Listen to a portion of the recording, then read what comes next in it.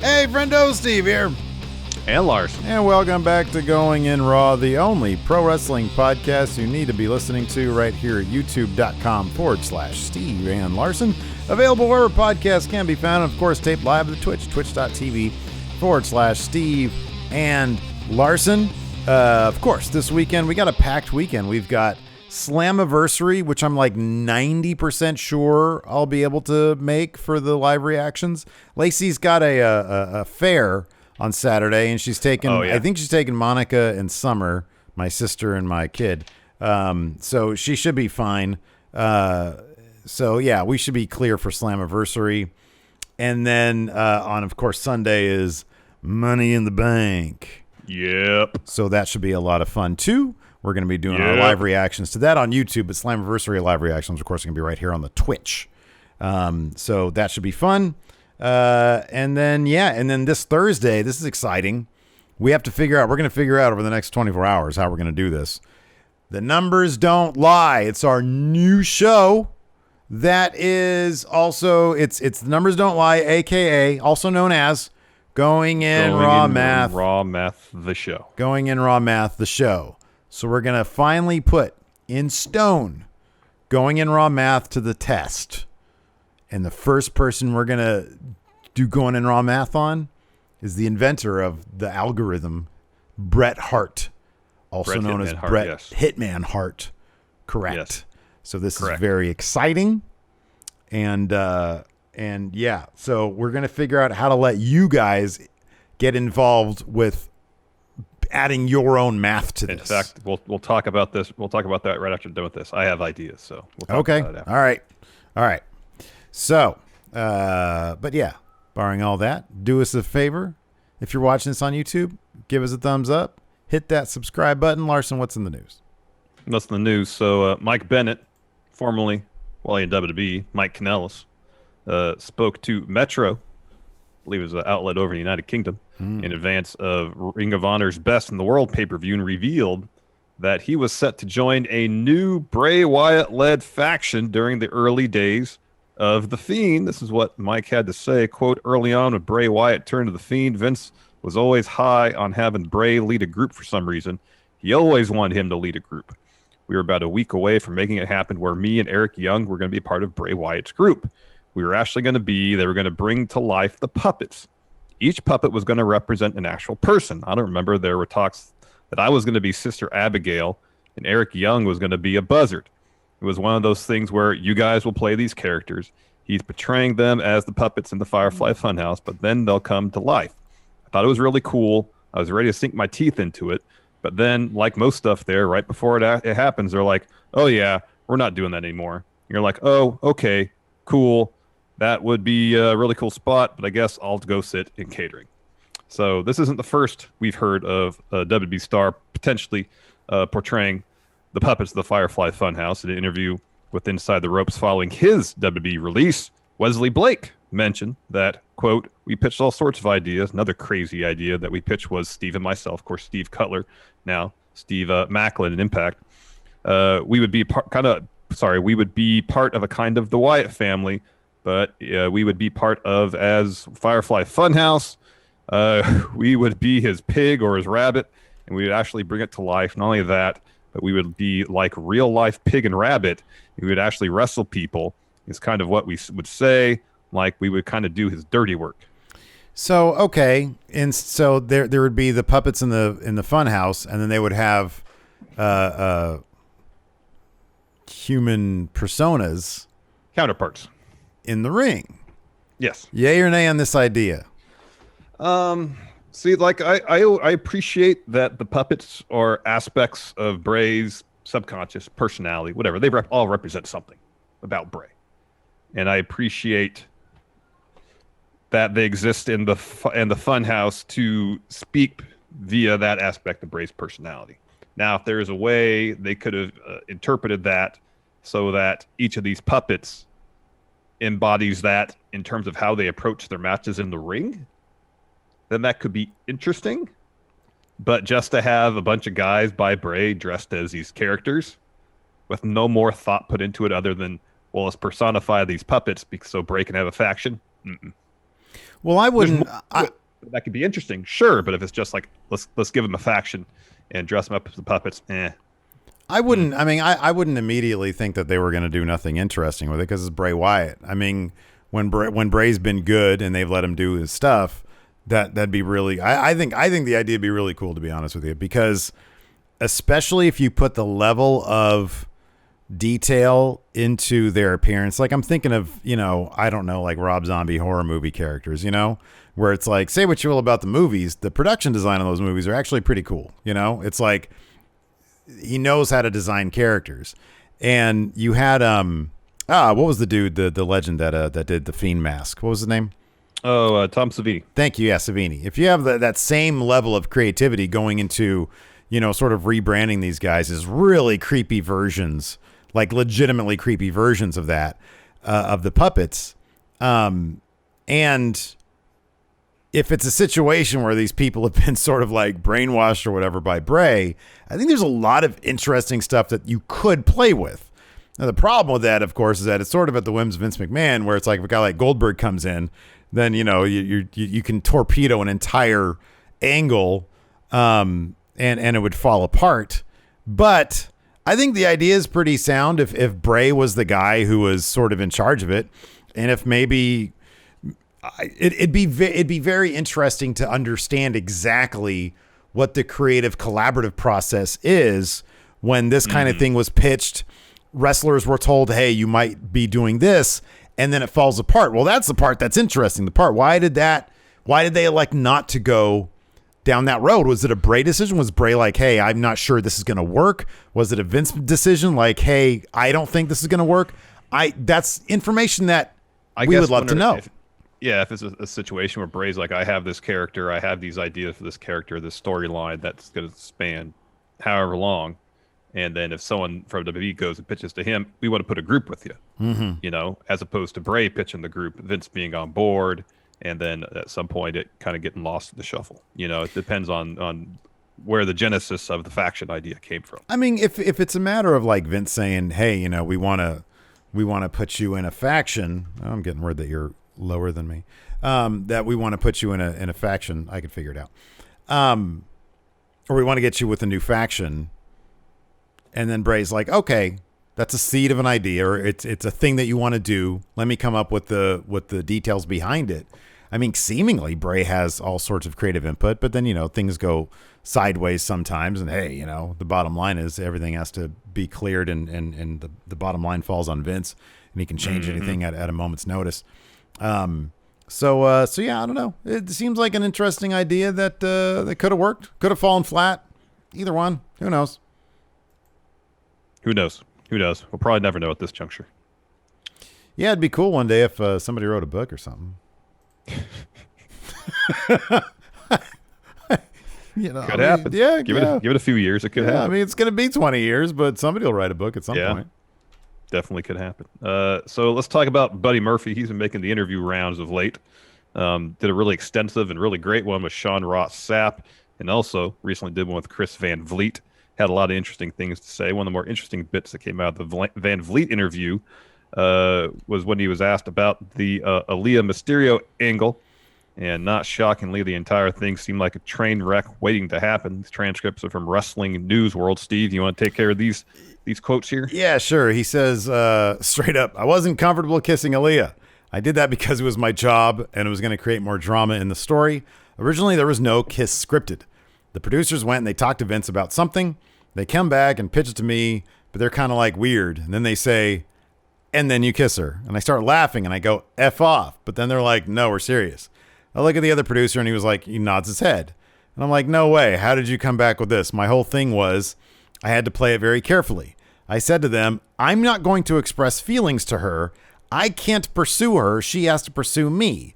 This is because of the age difference. You don't make it any easier when you use my birthday as the message. So now you have given them, the fans, the information of how old is she? How old is she? What? I think them saying happy birthday basically just outed that. I wasn't comfortable with it, but they didn't help with the situation. I'm like, what does she think about it? They go, she's cool with it. I'm like, what? They went to her first. I thought she was going to shoot it down. So then I go, what about Ray? They say they're okay with it. I'm like, very well, if they're okay with it. I can't be the one that goes, whatever. I was very blunt with them. I can't pursue her. If I do, I'm a creep. If she goes for me, she's an empowered woman that knows what she wants. I think they sold her on a Hollywood-style kiss. He says, I'm not in Hollywood. What's a Hollywood-style kiss? They explain the camera shots. We're on live TV, so you can't do these behind-the-head camera shots. There's 8 cameras on you. Who knows which one they're going to shoot you on? If there's a gap, the whole thing is done. Seth was nervous about it because this whole storyline rides on this one kiss. I'm uncomfortable, and she's new. We're out there and about to cut the promo, and I said to her, this needs to look good. If you have any second minds, I'm going to give you the green light. Do whatever you want. It's 100% you. Do what you need to do, but this needs to look good. He said, it looked great. The aftermath wasn't great for me, but we're both adults. We're both acting. We each gave each other a high five after it, and that was it. The one thing that I appreciate about Buddy Murphy is that he seems like the kind of guy who is not afraid to sort of put his foot down on stuff. And you got to appreciate that, you know? Yeah. But once again, it's just a matter of producers coming up to people, hey, you're going to do this now. Okay, well, should I have been in the same room as like the people involved that like I'm going to have to kiss now? And there's this huge age difference. Like, I do appreciate that he sort of put his foot down and said, well, I'm not going to be the one going after her because that's creep status. Agreed.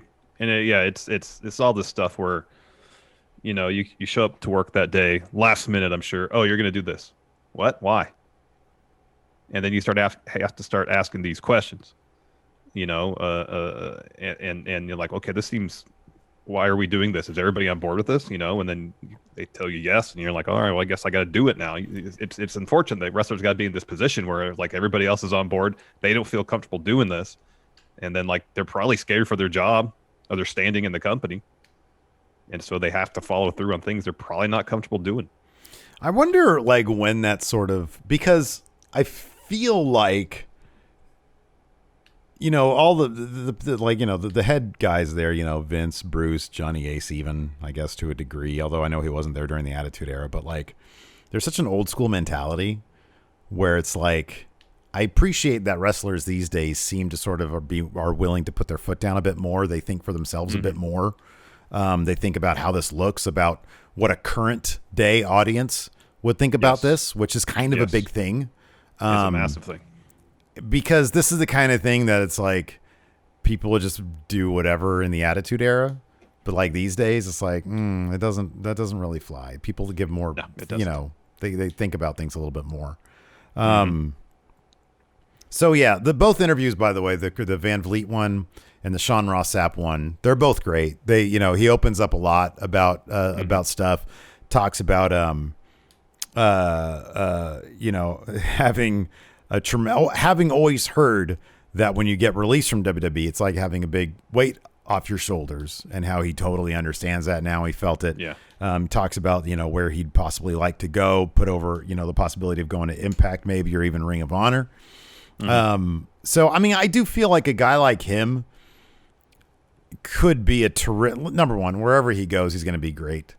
But like, given that his obvious strengths, like his real strength, isn't necessarily in the promo department or the character department, although I think you can do stuff with him, but it's in ring, you know? Yeah. And It's like, I've been saying this, and who knows if he wants to go, because he also talked about he has a home and he's got pets in the United States. So I don't know if he'd want to go to Japan, but you know, like I could see that as like such a great place for him, because who wouldn't want to see what he could do in the G1, you know? Yeah. I mean, as far as the character and promo stuff, like if you had asked me a year ago, do you think Steve Cutler could be doing the stuff he's doing in Impact? I'd be like, that's a great point. That's a great point. You go to a situation where your creativity is fostered and stuff's not just dumped on you at the last minute. Yeah.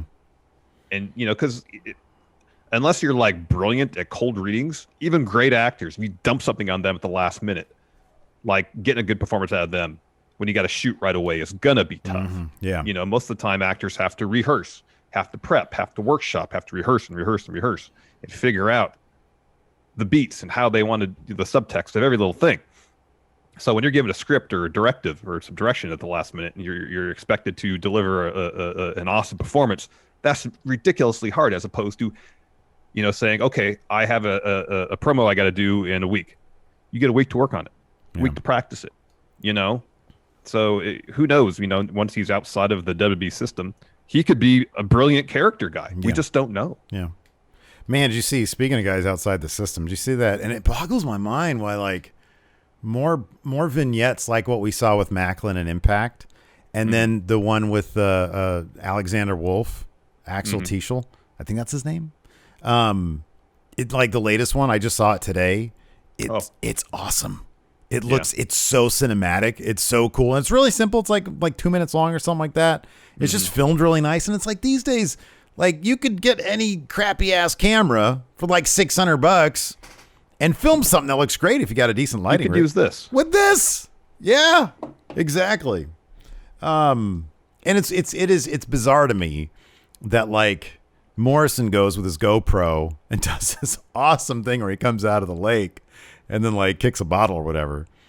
And I feel like that stuff is like, that's the kind of stuff that I want to see in WWE, That should be the norm. I know. And it's weird to me. Like sometimes they do it. Some like the Dark Father stuff with Alistair I thought was good, and then they just got rid of him. Yeah.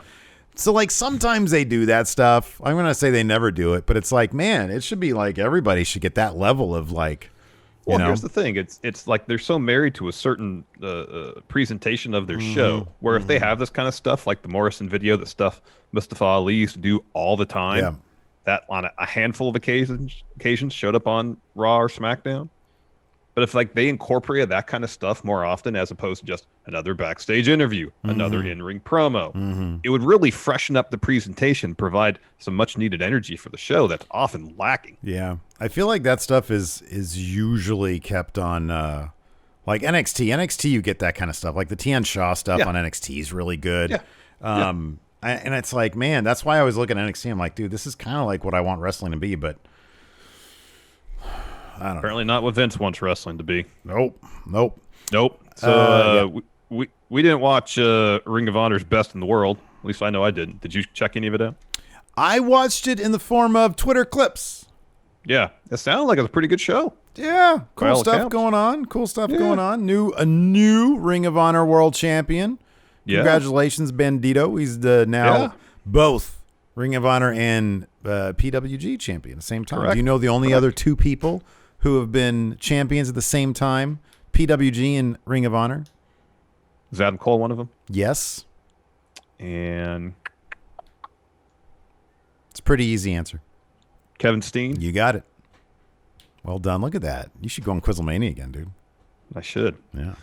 I like to go again. Let's take a quick break here to get a word from the sponsor in for today's show, Liquid Death. So, Steve, it's time for a true story. Nice. So I rolled up to the fair a couple weeks back with 16.9 ounces of ice-cold Liquid Death in my hand, and some dude working there stopped me and said, "Excuse me, sir. Sorry, you can't have that beer here." Well, I'm assuming at that point you looked him in his beady little eyes and you hit him with a Stone Cold Stunner. Well, no. I just showed him this awesome-looking tall boy can, and he said, "Oh, you got Liquid Death there. Sorry, carry on. Enjoy your day," which I did. Man, yeah. And then did you give him a Luthez press followed by fast hands? No, of course not. But the water within this Liquid Death can did indeed brutally murder my thirst, hence the name on the can. And it's great that it's in a can because unlike plastic bottles, which mostly end up in a landfill, aluminum cans are infinitely recyclable. See here, plastic bottles are a money loser for recycling centers, but aluminum cans actually make them a profit. Also, Liquid Death donates 10% of their profits from every can sold to help bring death upon plastic pollution. So if you want to kill off your thirst and trick fair workers that you're drinking a beer, go to liquiddeath.com/GIR to get a free set of cozies with your first order of any case of water. Or grab some of your neighborhood Whole Foods or 7-Eleven. It's very refreshing. I want one of those. Where's that one? All right, before we get back to the show, let's get in a word from today's sponsor, Raycon. So, Larson. Yeah. I know we're like a lot of friendos out there. We got a lot going on this summer. Oh, yeah.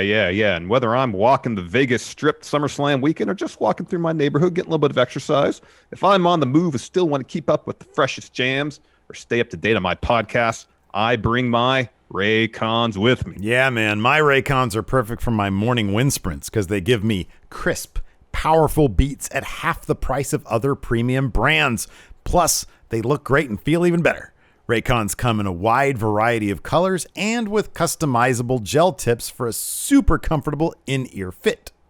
Raycons are built to go wherever you go. They feature seamless Bluetooth pairing, a compact charging case, and 24 hours of battery life. So whether I'm out in my garage pumping some iron, or taking a morning stroll, or sitting here working at my desk, my Raycons will make it through the day without needing a charge. So listen up.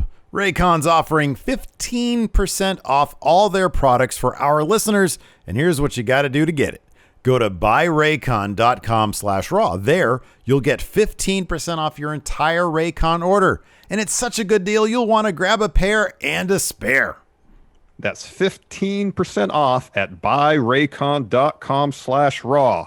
buyraycon.com/raw. Anyways, one of the other cool things that happened was the pretty shocking debut of former WWE star Chelsea Green. And so on her podcast, Green with Envy, I believe that's her show, she mentioned the process by which she got out of her WWE no-compete clause early and why she chose Ring of Honor. These transcripts are from Fightful. That's what she had to say. Quote, "I need to give a shout-out to Johnny Ace." John Laurinaitis, of course. He's been so helpful throughout this process of me being released. When I was first released, I went to him and asked if I could forego my 90-day pay and get back onto the indies within a week or two.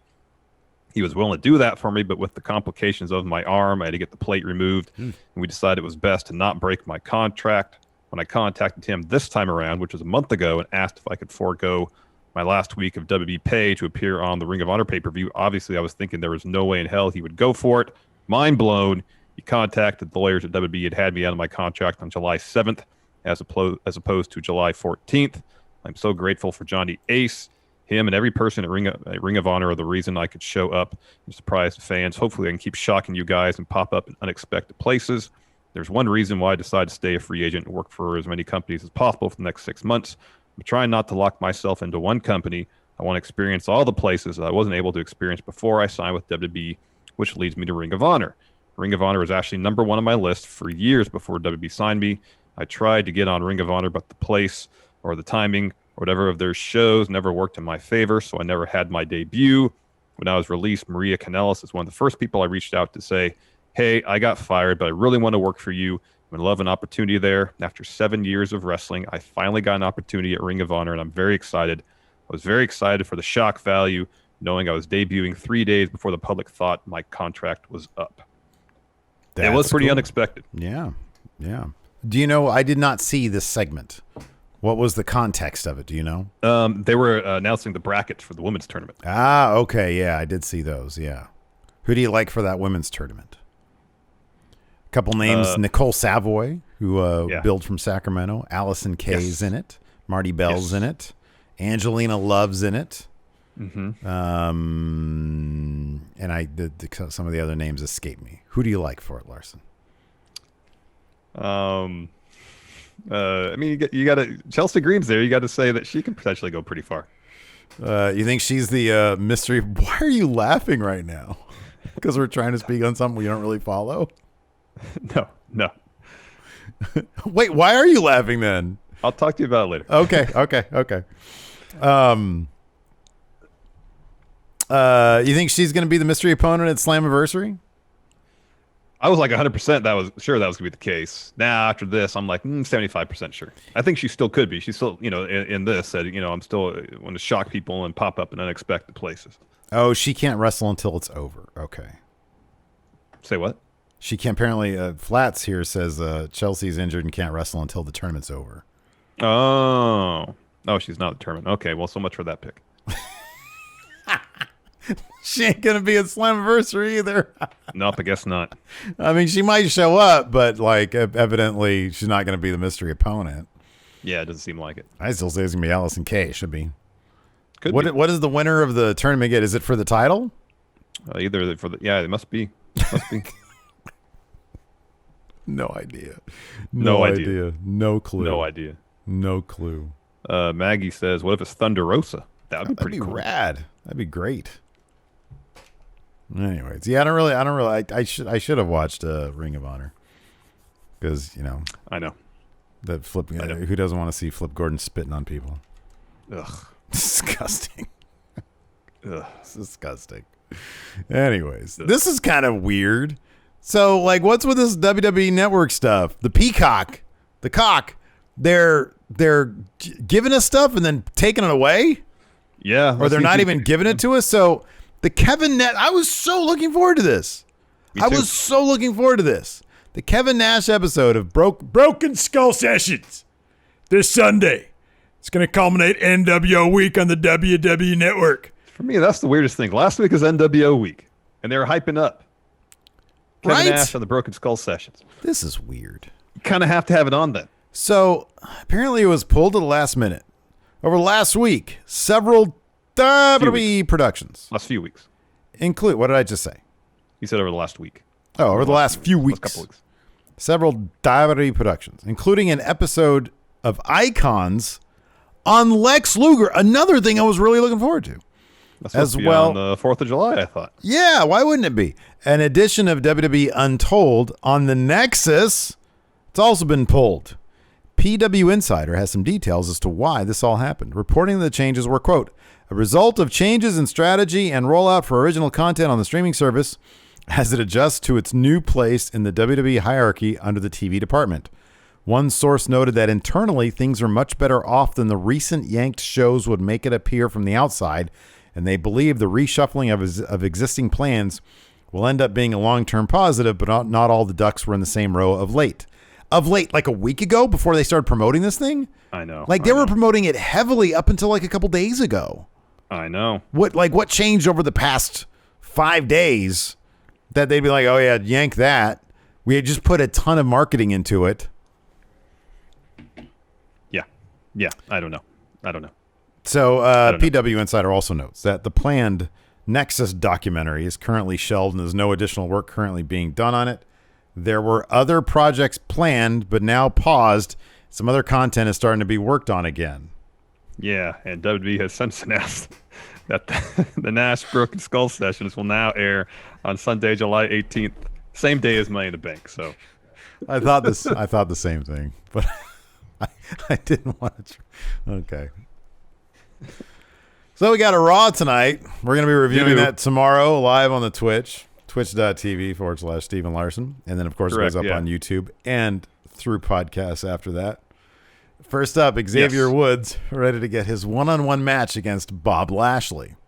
Yes. Alexa Bliss, Asuka, Naomi, and Nikki Ash set for fatal 5-way collision. Of course, they're the 4 competitors from Raw in Money in the Bank. Is she now on the roster page as Nikki Ash? I don't know. As Nikki. Or still Nikki Cross. And she doesn't even have her superhero outfit. Yeah, they take a while to update those PNGs, those renders. Sometimes I think Roman still has his vest, or he did for the longest time. Yeah. Yeah. He did for I think they fixed it now, but yeah, he did for the longest time. Sheamus set to defend U.S. title against Humberto Carrillo. And the question is posed, what's next for Jinder Mahal now that he's in possession of Drew McIntyre's family sword? Well, is he gonna cut things? Maybe. I don't know. Maybe I want to find out how he got that. He rode out of the arena with that on his back or whatever while riding a motorcycle. That's what I want to find. They need to pick that one up. They need to be like, oh, yeah, this is what happened. That's a huge detail they're just leaving out. I agree. You want to answer some questions? Quick Sure. shout out before we get to these questions. Sorry, quick shout out to some new patrons. Had a couple new patrons over the weekend. Of course, when I mentioned earlier, the numbers don't lie. It is a Friendo Club TV exclusive. So $5 patrons get access to the Numbers Don't Lie this Thursday. You can participate during the live taping of it and then watch it after the fact. Also, new Twitch subs. YouTube channel members as well get access to it. Don't Look at Him is a new patron. David Eaton and Jay Wobbles, all new patrons. $5 and up, you get the bonus content, and it goes a long way towards supporting Going in Raw. Oh man, Dr. Monty showed up and just dropped a ton of subs on us. We'll read those subs. We'll read those subs in our post show today. Yep, but yep. first, let's answer some of these questions we Yeah, got I got here one on here the Twitter. from Cool. B-Man Patrick Sparks. So I just had to travel back home from California, and I was miserable. How will wrestlers going back on the road change? Will they not do house shows going forward? Have a much lighter schedule and more time to be with their families as they have been? Will they do an off season? I believe the schedule now is they're going to do SmackDown obviously on Friday, and I think they're doing shows at least one day of the weekend, and then Raw Monday, and then that's it. Okay, cool. At least the first round of dates. Yeah, that were announced. Yeah, we'll see if that holds. I mean, before pandemic, it seemed like house shows were not a profitable anyway, thing. So yeah, we'll see. I'm sure they'll. Maggie asks if you could transfer a gimmick from a less likable wrestler to a more likable wrestler, or vice versa, which wrestlers and gimmick would it be? Trying to think of a gimmick for a wrestler that I'm not really into. Oh, this is it. You take the finest gimmick, Kona Reeves. Yeah, that's good. Give it to Cesaro. Oh, wow. I don't think I could do better than that. How about you take... I would like to see... And this is nothing about do I like the wrestler or I don't like the wrestler.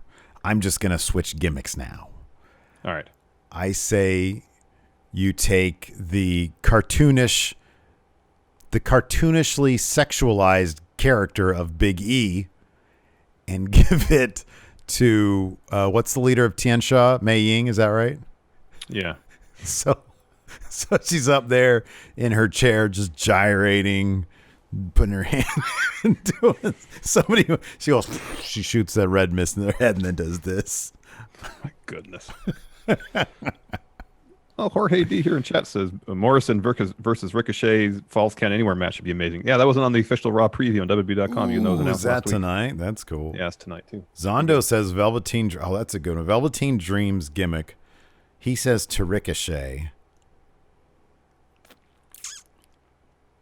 I'd give that gimmick to Braun Strowman when he goes to AEW. All right, very well. Very well. I like sex. A lot. Sean Lathrop, if Raw did their own version of the G1 with a full point system, which 8 Raw superstars should compete and who would be in the finals? Let's pull up the WWE roster here so I can give the best answer to that question. So 8 Raw stars. Riddle, AJ, Orton, Drew. So we got 4. Shanky, or Veer. Damian Priest with rib tape. I got to get that action figure. Keith Lee, Bob Lashley. Oh, Xavier Woods. Sheamus. Well, that's 8 right there. All right, Xavier Woods. It's a shameful thing. And it'd be Woods versus Lashley in the finals, and Woods would get his win over Bob Lashley. And now they just should do that for King of the Ring. Have King of the Ring be their G1. You totally should. Oh, wow, this is messed up. Dalen Dula says, recently, while listening to Our Lips Are Sealed by the Go-Go's, a mysterious curse caused your lips to be sealed. Obviously, like Keanu in The Matrix. Obviously, as you can't eat, drink, or speak, this needs to be fixed quickly. What wrestler do you text for help unsealing your Randy lips? Orton. He has the key. At least he's got Riddle's key. Yeah, Maybe that's he has good. The key for my lips too. That's good. I'm gonna go Maybe with if that doesn't Jinder. work, just an RKO. Jinder's got the sword, so I'm just gonna be like, jeez, and then dang, opens it up. Wow. Yep. Greg Morris, what feud had the better matches? Sasha versus Charlotte or Becky versus Charlotte? I think Becky versus Charlotte probably had the best match. Was it the last woman standing match? That was really Evolution, good. which was great. That was really good. Yeah. Yeah, it's hard not to go with that because they also had that triple threat with Asuka, which was really good too. That was really good too. Yeah. Yeah, I'd probably go with that one. Hugh Long, Heavy Steve, have you tried making Wrestle Juice yet? It sounds great, and I'm invested in it now. Also, on that note, Larson, what does Wrestle Fart smell like? So I posed the question, or some people pose the question to me, what does Wrestle Juice taste like? And I landed on a combination of watermelon and vanilla. But before that, I had an interesting combination of watermelon, pepperoni, and cumin all mixed up together. Okay. But I haven't tried either one. So I guess Wrestle Fart would smell like the flatulence that resulted from. Right, yeah. Yeah, Wrestle Juice. Clearly, exactly. Noob and Company with WWE Draft a month away. Which superstars should go and which superstars should stay? Noob and Company says Asuka should go to SmackDown because she has done enough as it is, and Charlotte should remain on Raw so she can help the women's division on Raw more often.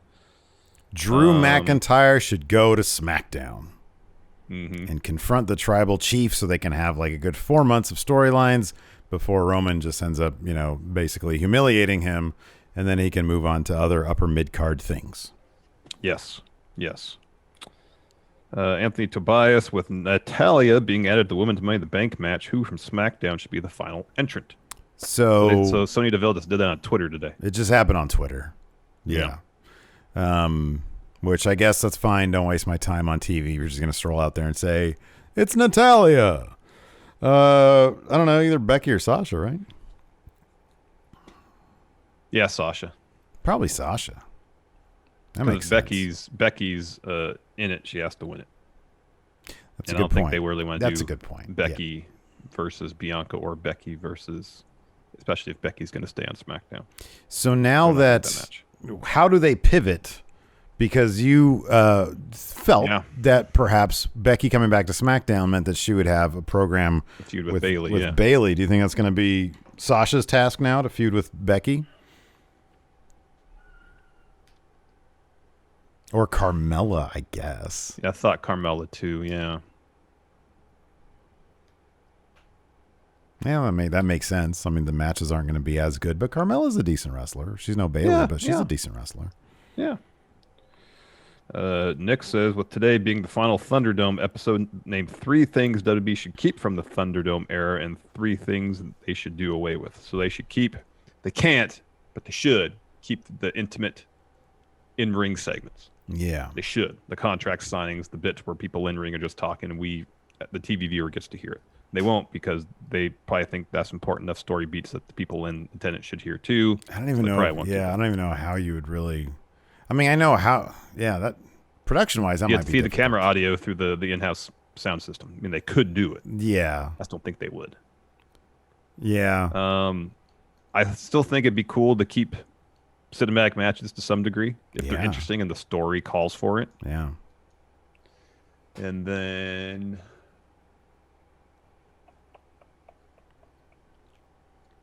I mean, 3 things. I don't know, because the thing is, once they got to Thunderdome, there really weren't that many deviations from when they were live. Here's another thing they absolutely can't do.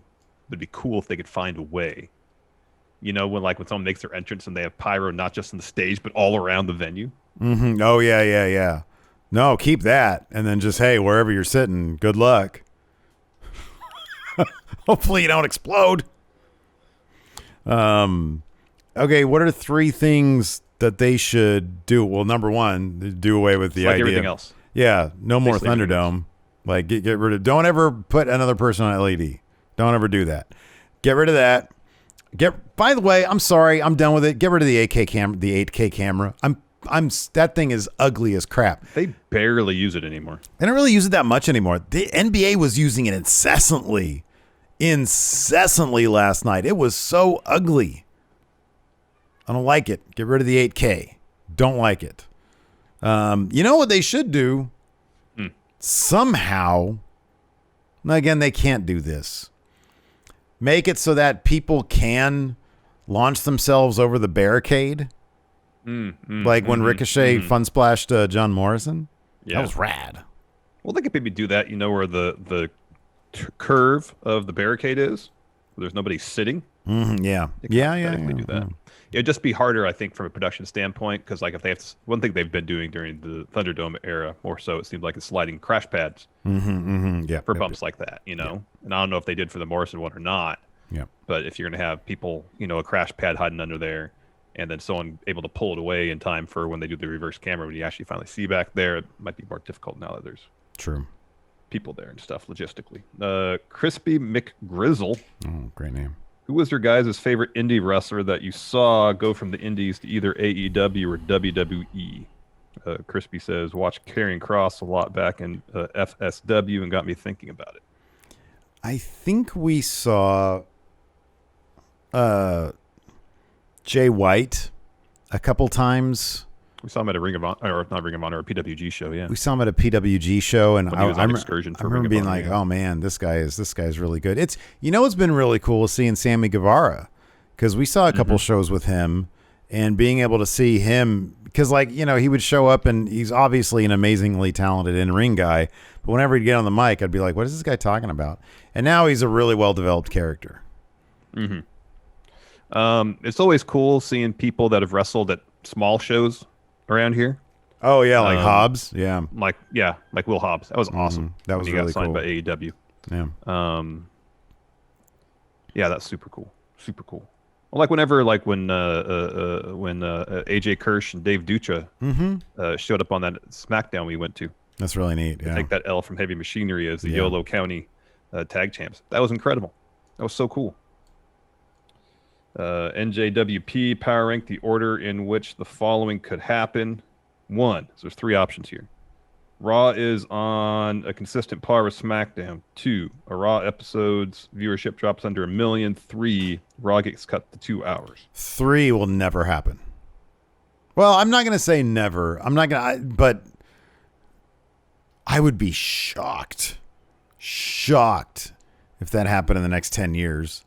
You never know how media is going to evolve. Mm-hmm. So if somebody at USA or whoever got the rights after 2024 was like, hey, we want to get Raw, but we also understand the landscape and that 3 hours is just too much. We'd rather have a much more impactful 2 hours. We feel like that would boost ratings, and we feel like, but given that SmackDown's ratings are better than on Raw's, but not significantly, not like majorly better.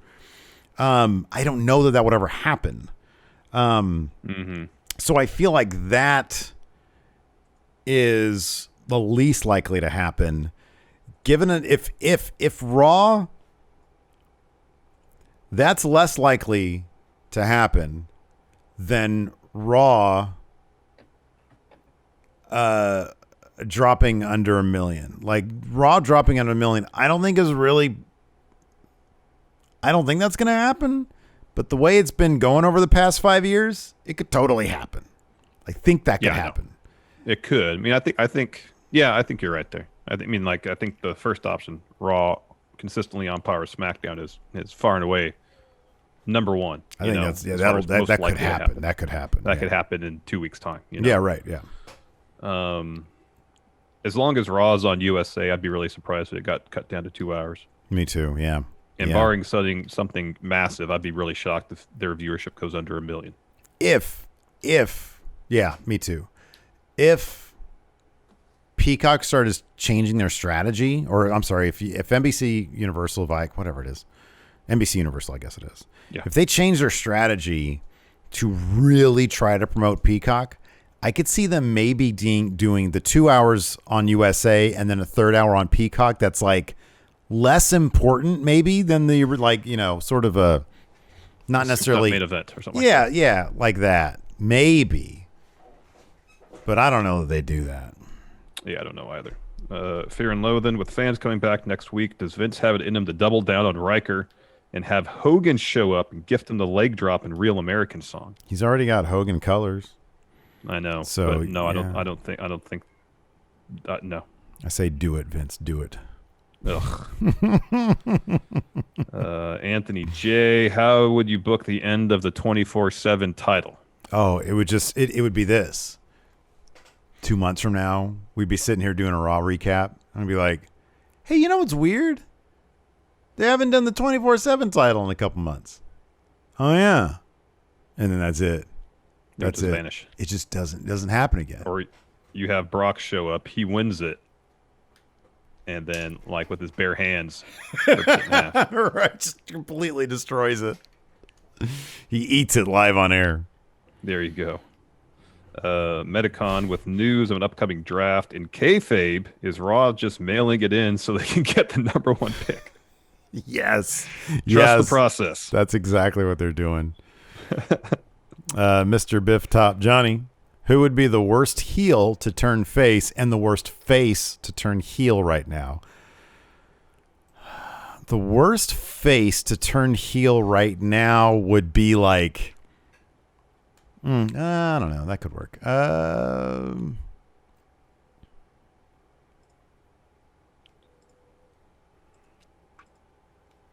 The worst face to turn heel would be like Becky Lynch. You have her come back, and she comes back as a heel. Yeah, but okay, here's the thing though. What would you do? What could they do to turn her heel that the crowd wouldn't pop for? If she attacks Bianca, maybe they'd turn on her. Maybe. Bianca's such a pure baby face. I get that point, but like if they made the effort to try to turn her heel, they to did the point where like she gets to the mic, she became the biggest face the company's seen. I know, but if she gets out there and starts talking trash about the fans, people are like, "This is so confusing." Like, they're not gonna that's cheer totally it, true. Yeah, that's totally but they're not true. going to boo either. You know? They're not. Yeah, like, they're not going to cheer that shit. Yeah, that's a good answer actually. The worst heel to turn face right now would be Roman. You don't want to do that now. No, I thought that part of me thought that's where they were going to go. I thought the Usos were going to turn on him and turn him face, but you cannot do that right now. No, you can't do that. Cannot do that. Joseph Molina, who would you like to see turn up at PWG's Mystery Vortex? Good question. Kevin Steen and Generico. El Generico. Yeah. Good. Adam Cole, Roderick Strong. It's like all the former champions. Exactly, yeah. Daniel Bryan. Have Bryan Danielson there. That'd be great. Pack. Neat Kyle, if you had the superpower to go back in time and change only one controversial or shocking moment in wrestling history, what would it be?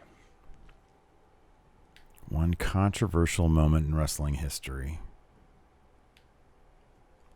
I would make sure that they didn't do the blue blazer gimmick for Owen Hart.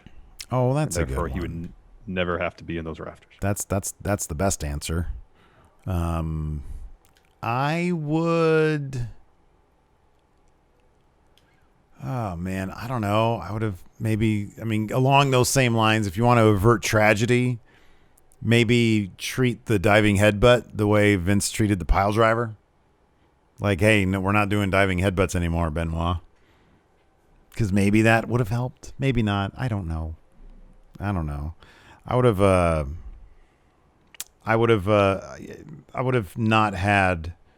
had Chris Jericho and Goldberg streak. All right. Or Raven. Raven would have been cool.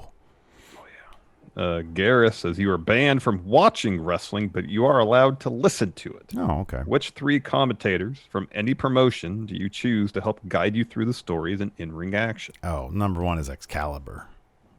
Mm-hmm. I mean, that guy, if nothing else, he knows how to call the action. He knows how to do that. Give me Excalibur. Give me Kevin Kelly. Oh, that's good. I think Kevin Kelly might be... I don't know if he might be my favorite play-by-play. Yeah, that's a good one. Announcer right now. He's so good. Yeah, he is. I'm going to go with, you know what? Yeah, if it's a 2-man team, that's a good answer. I'd go with Kevin Kelly and Pat McAfee. Yeah. Good. Cameron Bordalazzo, with fans returning this week, which superstar do you think might get the biggest pop and who gets no reaction? So it's Friday, SmackDown. Who gets the biggest pop? Doesn't Big E come out? Big E should come out first. Mm-hmm. He should come out first. Yeah, I think he'd get a massive pop. They'll probably do like a Money in the Bank, go home where everybody's sitting on the ladders. Do that thing, yeah. I mean, they did it this week on Raw. They should do it on SmackDown. So you've got Big E. I kind of feel like Corbin is not going to get any sort of reaction, just simply because there's no music. There's no Tron. He just wanders out and the crowd's just going to probably be like, all right, Baron Corbin's here. Music and Tron mean so much. Mm-hmm. Yeah. Oh, this is a cool. We'll finish with this one. DKC says Vince McMahon and Tony Khan enter the same teleporter, but oh no, Brundlefly situation. They come out on the other side having mixed together. Now each has traits from the other. So we actually have two Rawgate situations. We've got Vince Khan and Tony McMahon. What traits? So I would want to see Tony Khan, his predilection towards giving his wrestlers freedom transferred over to Vince McMahon. Mm-hmm. Now, what trait would you like to see from Vince McMahon to Tony Khan? And this is more of something done by experience. Obviously, Vince knows the ins and outs of wrestling television production. Mm-hmm. If there's one that, one of the more regular criticisms I have of AEW is there's moments they miss from the television production aspect of things. Yeah. Moments that could really impact the story. If that's one thing that Tony could get, I think that would improve AEW a lot. I think if you it's funny because there's like two sort of. I'm not gonna say Tony Khan has any extremes necessarily, but man, he sure does. Like, if there's one thing Vince does relatively well, it's knowing how to milk moments, and I feel like that's something that AEW still needs to learn how to do is milk moments. Yeah. Yeah, even outside the television aspect, I agree. Mm-hmm, yeah, story-wise, I feel like they could collaborate if they knew how to collaborate. Mm-hmm. But anyways, that's never going to happen. So that's going to do it for us. Twitch chat, stick around. We're going to hang out for a little bit. Thanks for watching, everybody. We appreciate it. Until next time, we'll talk to you later. Goodbye.